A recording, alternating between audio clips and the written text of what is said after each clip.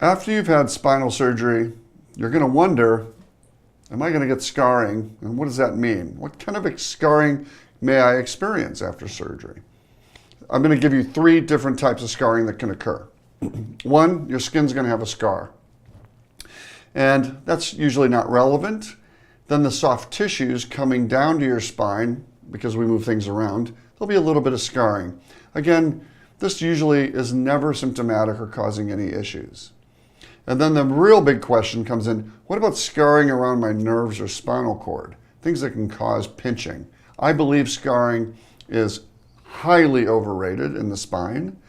I think that usually I can locate or find something that's pinching a nerve.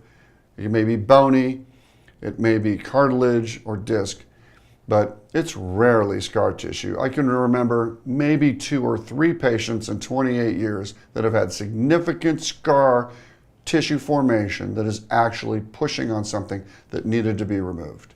So it's highly overrated in my opinion.